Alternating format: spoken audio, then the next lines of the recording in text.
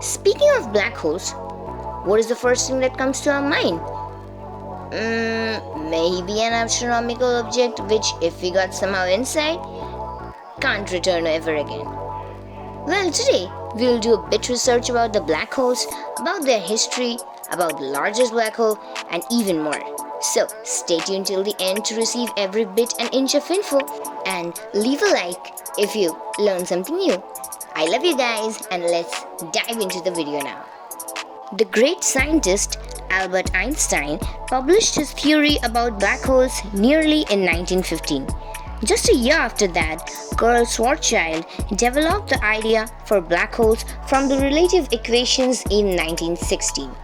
Earlier, these were known as frozen stars, but today we know them by the name first used by Wheeler in 1967, the black holes.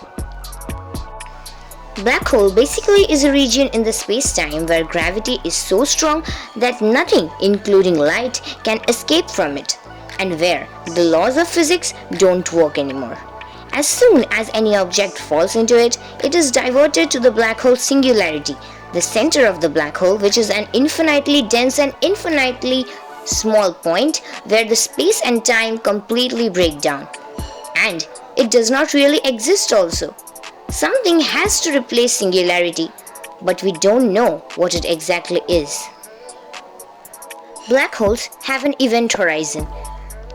Think of this as the surface of the black hole.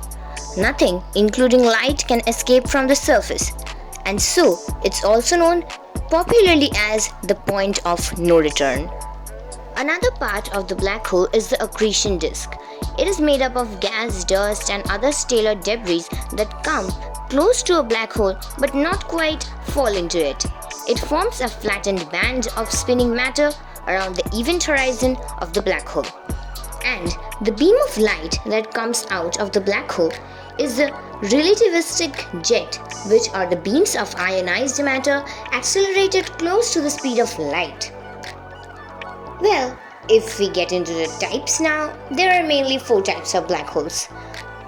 The most common, stellar black hole, which is formed when the center of a very massive star collapses in upon itself.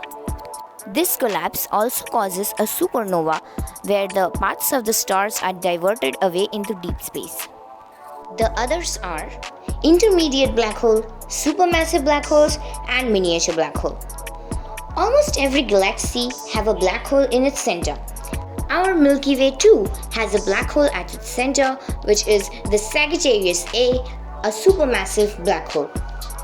Speaking of supermassive, the largest black hole to be known till now is the TON 618, recognized in 1963, having a mass of 66 billion solar masses.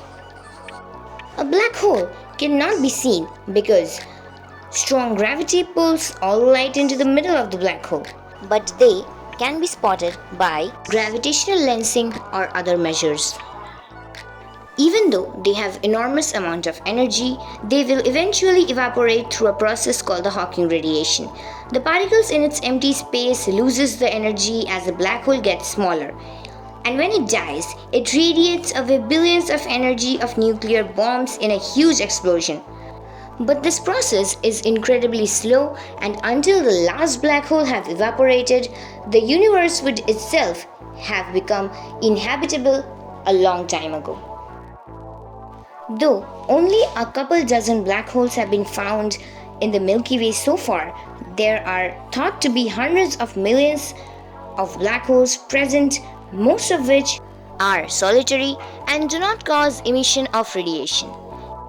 In a way, they will always astonish and inspire us to find out more information in their emptiness.